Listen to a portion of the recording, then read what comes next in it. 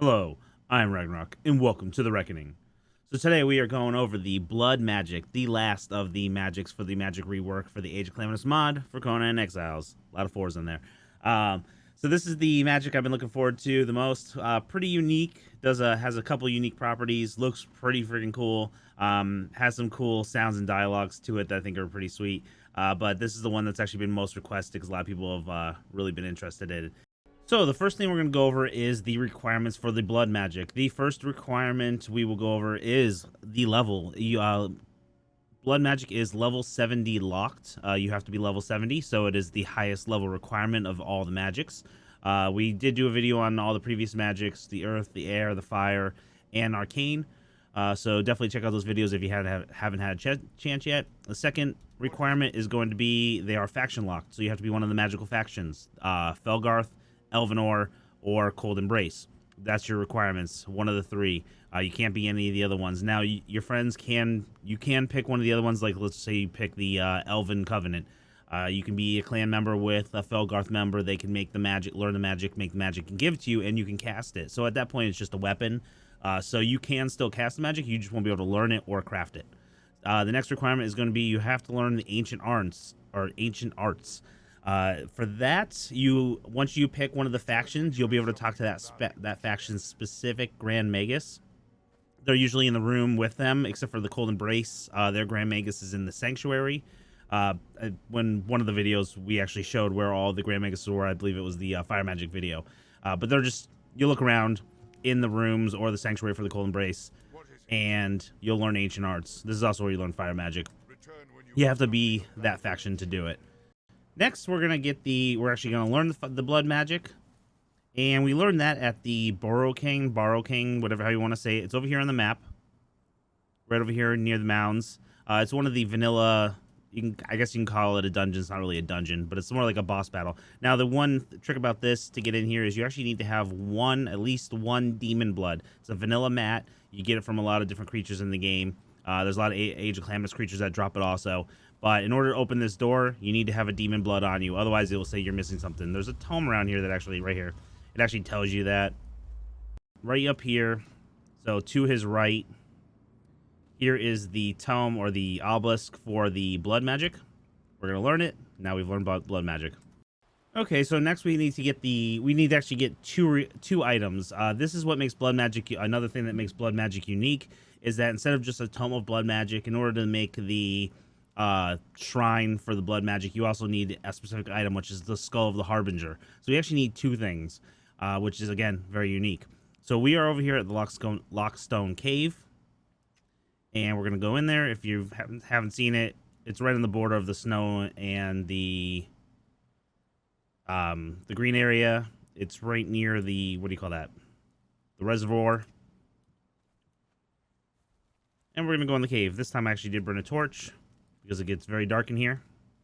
Now, the one pain thing about this one is you actually have to beat this boss, and this is actually one of the, I'd say, harder of the Age of Calamitous bosses. The other thing, too, is that the room that this boss is currently in is actually the same room that one of the vanilla bosses is in. One of these birds is actually a 3-skull, so it makes it a little harder.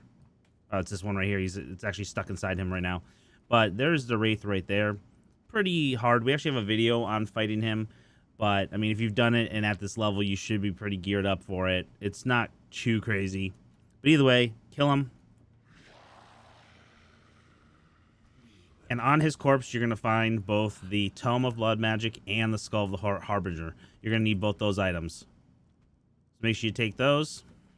So next thing we're going to do is we're going to actually make the shrine that is required. So this is the first time I'm actually going to show placing the shrine. The main reason is because there's a cool sound. This is the only shrine that has like a really cool sound that goes with it. So I wanted to do it on the recording.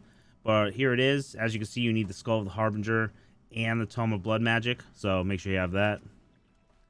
And we're going to place it right in between these dudes.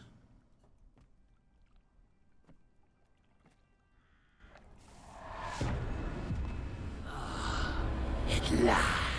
The King of the Dead rises again. Thank you.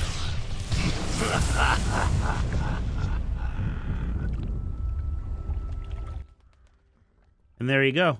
So nice little animation there. It has a little like smoke cloud that goes around its head, and then it speaks to you and stuff like that. There's your little skull right there. So pretty cool. Different. And I actually really like it. And this temple actually looks really, really cool with the glowing eyes both there, and the little ghost skull that's inside. Very well designed, very fitting for the blood magic. So next thing we'll go over is the thralls for the shrines. So all magic shrines get the same thrall. It's the keeper. As you can see, it goes right there. And another unique thing, I like it. It's actually a little different. It's up there instead of a guy praying. It's almost like you are sacrificing them. So the next thing we want to go over is the fuel. So every magical station has a unique fuel. For the shrines, it is the ruby. So if we hit times, now I have all my stuff set to vanilla times.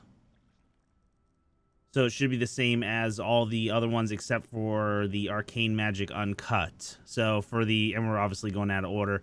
For rubies, 21 minutes, 40 seconds. For the uncut, 3 minutes, 20 seconds. And for the full, 1 hour, 23 minutes. Now I have my fuel burns at vanilla, and we are doing it for 10 times of each of those shards. So better, or not shards, rubies. So each of the qualities, the higher it is, the more fuel burn you get. Next thing is going to be how the magic system works and how you calculate magic. So you have these right here, the blood magics 1, 2, 3, 4, and 5. You can think of these as weapons. They are basically bows. So right here we have a bow, blood magic 1, blood magic 2. We can call it like exceptional, then flawless. I mean, they actually have names like let's see, basic, rare, legendary, euphoric, and heirloom. So they do have qualities, but whatever. Basically, it's a bow with stronger stats. The projectiles or the magics themselves are the arrows. So you craft a bunch of these. As you cast them, they actually deplete the numbers, so you don't get them back. Now, the way you calculate the damage is if I take Shadowfire and drag it into Blood Magic 1, you just add the numbers for damage and penetration. So Blood Magic 1, 40 damage, 0% armor pen. Shadowfire, 49 damage, 12% armor pen. So that gives us a 12% armor pen and a 89 damage. And that is the base damage. Now, if you drag it into 5, obviously 5 has a higher damage, higher penetration, so you're going to have higher stats.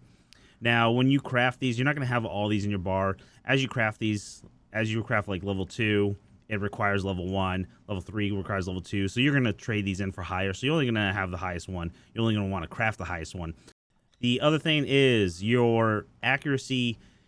The numbers when you add them together are your base damage. Accuracy will increase that base damage. So again, kind of treated like bows and arrows. The higher your accuracy number, the higher damage you do.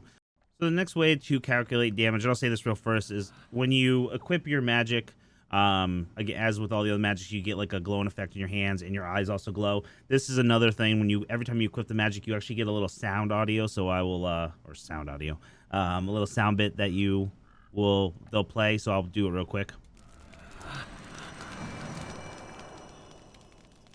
Like a little, like that little Harbinger guy ghosting. So as you can see, your eyes glow red. Kind of hard to see through the hood. It actually shines through the hood, which is funny enough. But I actually like this effect. I will say I probably like this effect most out of all the spells. The fire with the smoke coming out of your hands and stuff like that is just a really cool color and effect. Next thing is how the damage is attacked. So there's light attacks and heavy attacks. The heavy attacks we'll go over towards the end of the video, and the damage for that. Light attacks has been recently changed. We went over it in our arcane video. The previous 3 videos before that, the air, earth, and fire. That was the old style. These effects also are reflected in those also. So just make sure you keep that included. But basically, your light attacks. There's 3 attacks now. 1, 2, 3. As you can see, the animations have slightly been changed, and so there's only 3 combos now. Now, the way that it works is there's an increased stamina drain. I have infinite stamina on right now, so you're not really going to see my stamina drain, but you're going to see an increased stamina drain as you do each higher combo. The second one takes more than the first. The third one takes more stamina away more than the second one. Now, also, there's increased damage. So the first attack does just the 1 times base damage. The attack 2, which is the spin, does 1.15 damage times, and the third, which is that one, does 1.3 damage, or 1.3 times the damage. So you do get a slight increase in the damage multiplier as you do the combos, but again, you're going to get stamina drain. Now, as you can see, another thing is from casting those spells or equipping the magic, I have corruption. It's actually full corruption.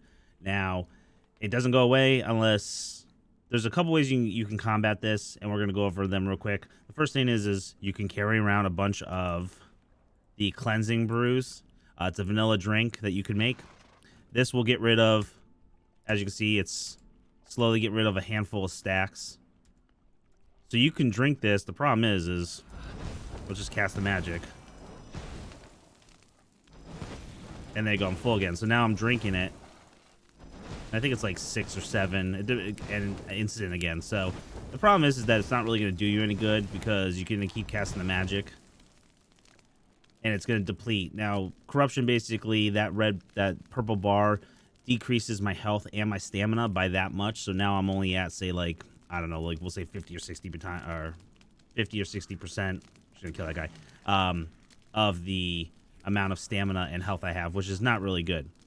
Another way to get rid of it is once you finish casting your magic, you can eat a Heart of the Hero, which will instantaneously remove all of your corruption. So that's nice, but the Heart of Heroes are not super easy to farm in great quantities, at least. I mean, they're not hard to get, but in a number that would make this viable, probably not that good. The other thing you can do is you can wear the champion's armor. Realistically, you actually don't need to wear the whole armor. It is just, from my understanding, it's just the leggings that actually get rid of corruption. Those get rid of, I believe it's 1 stack of corruption. It's like every 30 seconds or something like that. Again, it won't be while you're actually casting. You'll have to wait till it's actually done being casted, and then it will remove 1 stack. The last thing you can do is, or no, there's just 2 more things. Another thing you can do is you can cast your spells 1, 2, 3, quickly unequip. And as you see, I didn't get corruption. 1, 2, 3. 1. So that's probably the best way to combat the corruption gain. You're gonna have to keep unequipping and equipping because you have to actually have equipped for, it's just long enough. Watch. 1, 2, and 3. Wait. There you go. It's like a couple seconds after you can pull off a 3 combo. So that's probably the kind of way you can cheese it. The problem is that you can't do the heavy attack, which is probably what makes the blood magic most worth it, is the heavy attack itself. And, well, actually, some of the actual debuffs the blood magic does are actually probably more worth it. But the heavy attack will definitely, you won't get a heavy attack off before you gain the corruption. Okay, so the last way to combat the blood magic, which is probably going to realistically be the biggest way, I mean, equipping and unequipping does work, but if you forget, you know, in a moment of hastiness or you're running away or whatever, and you get that corruption, you're going to be at a severe disadvantage. So the quick equipping isn't 100% the best way to do it. It does kind of work. Is to increase your survival to 40 or more. So if you can get your number to 40 or more, it doesn't matter if you do it with armor on or whatever, as long as this number shows 40, right, or the actual, it's up to the 4th perk, you are good to go. As you can see, I'm going to equip it, I'm going to cast the spells, and I'm just going to keep doing it, and I'm not gaining any corruption. So higher than 40 survival will basically make you immune to the corruption. So survival's, depending on your playstyle, it could work. There's usually things that I kind of lean towards more, but again, if you go on the magic route, adding, you know, you might not need as much in strength and stuff like that, so you could allocate that to survival. It's really up to you, but that is the only way to truly combat the corruption gain. Okay, so first we're going to go over Shadowfire. This is the first spell you're going to get when you learn blood magic. We'll just see, well, if I can hit him. As you can see, of course, I'm horrible at aiming these things. There you go. There you go, got it.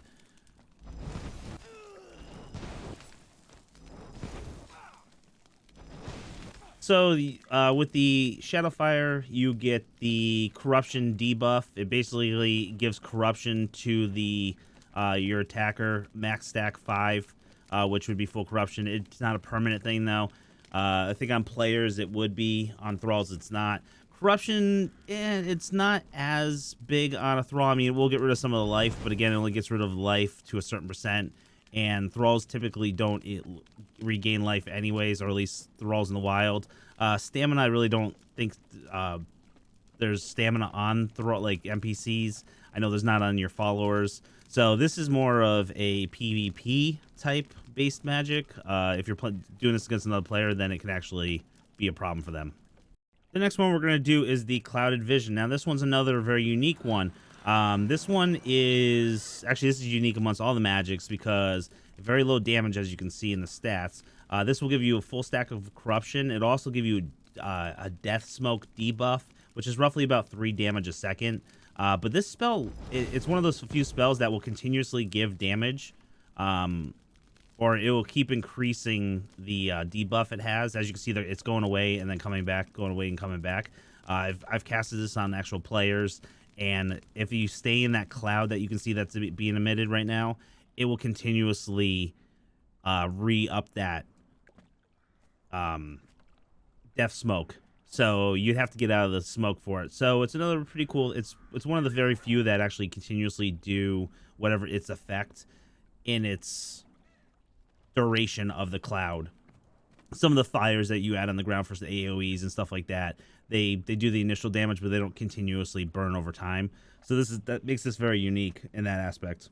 Okay, so now we're going to go over the hidden spells. The Shadowfire and Clouded Vision are the spells you get with the Blood Magic by default.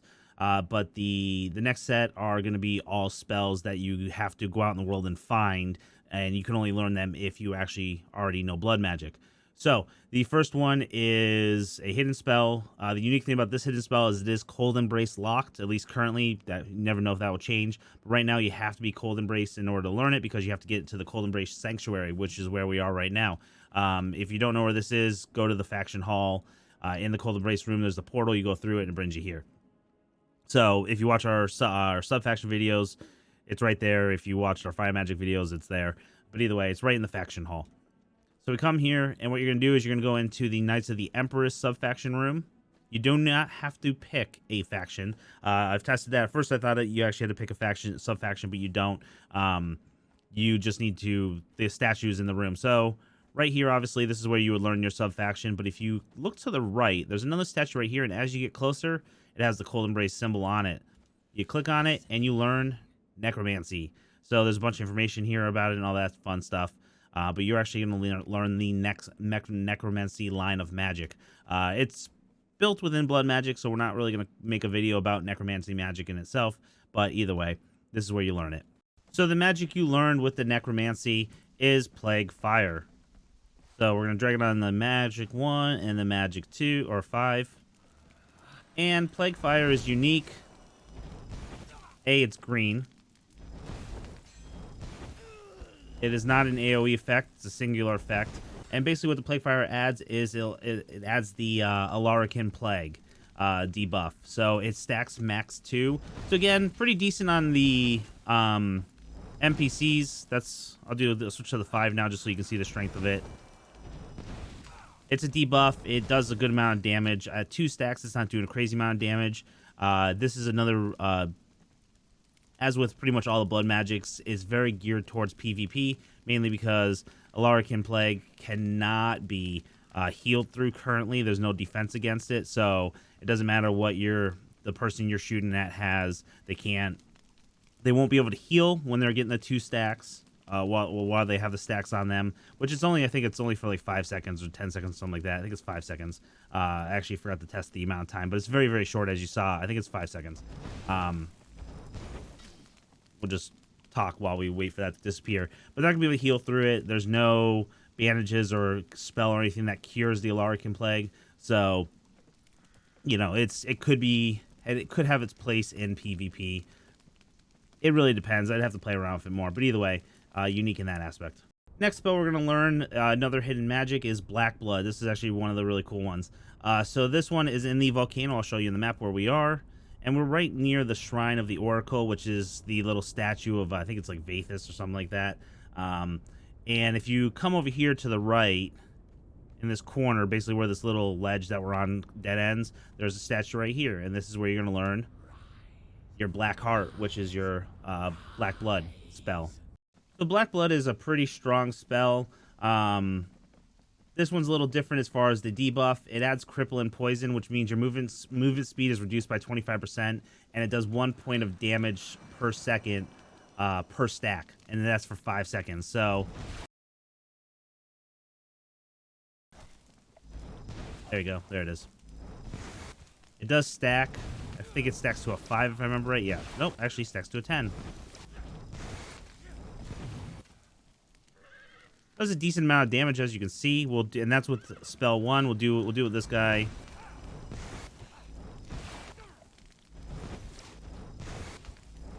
Let's see. I mean, we only have 4 stacks on him. It's a Stormhold Soldier, losing a decent amount of life. Nothing crazy.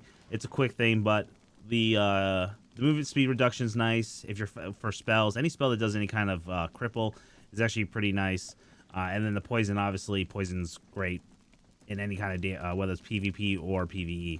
Okay, next item our next spell we're gonna go over is Void of Insanity, not of the of Insanity, Void of Insanity. This one is going to be in the unnamed city. It's right here by the Citadel of the Triumvirate. It's basically the bottom citadel. You see how there's like a little flat area up here? This is actually the ledge above it. So it's right where that little guy is, the NPC you can talk to that looks all scary and stuff. Right up here, there is a statue. We go to it, we talk to it, we learn Lost Sanity. And a lot of good information in there, nice lore stuff, and about the spell and stuff like that. So Void of Insanity is another area of effect, AoE. Also, it does corruption. So again, a little bit more geared towards PvP than it is PvE. However, it does do a good amount of damage. So this is the level 1 one.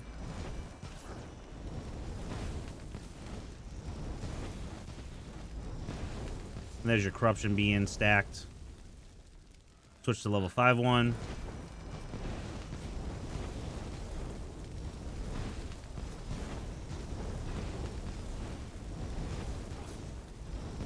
And nothing crazy. The effect is actually really cool. I like the effect. If anything, it's going to make it hard for if you're using this in PvP for the actual enemy to see a little bit. But the corruption is basically your big part that you're going to get out of it. Okay, last thing we're going to go over is the heavy attacks. So we've been doing all the spells we've been doing are the light attacks. When you cast the magics, it's light attacks. If you do the heavy attacks are all the same. It doesn't matter if you are on Blood Magic 1 or Blood Magic 5. The attack is exactly the same. It doesn't matter if you have Spellfire in there, Plague Fire. It doesn't matter what spell's equipped. You have to have a spell equipped, but it doesn't affect it. The only thing that affects the magics is the higher the Blood Magic weapon you have, the more damage it does. So obviously Tier 1 does 40 damage, 55 damage Tier 2, 70 for Tier 3, 120 for Tier 4, and 150 for Tier 5. Now, of course, those numbers can always fluctuate or change when there's more balancing done, but for right now, that's the stats that you're looking at. Now, again, that is base damage. Increasing your accuracy will also increase the amount of damage it does. The other thing is that damage is per blast. So when I do the heavy magic attack, you're going to hear multiple blasts, and you're going to see numbers coming out of the thralls. Each one of those blasts does the base. Now, all the magics have different damage, base damage power for the heavy attack, and they also have different amount of blasts. I think it was I can't remember, it's been a while now, or I've done so many videos in the meantime, but I think it was like the air magic had like 10 blasts, whereas like the fire magic had like 5, for example. So let's check out the blood magic. We'll do the first level. We'll do this in vanity mode, kind of far away like this. And this one's really cool. I actually really like it because it does a good amount of... The spell looks really cool. It's kind of scary, and it has that sound animation too.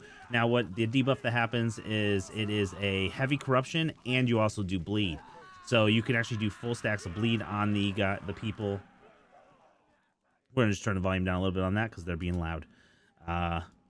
So you're gonna get bleed on there, and you're gonna get corruption. The corruption again for PvE, meh. But the bleed is actually a really good thing, and it does a good amount of damage. So we're gonna do in regular mode. the tier 5 one, which is the full power. Let's see what kind of damage we do.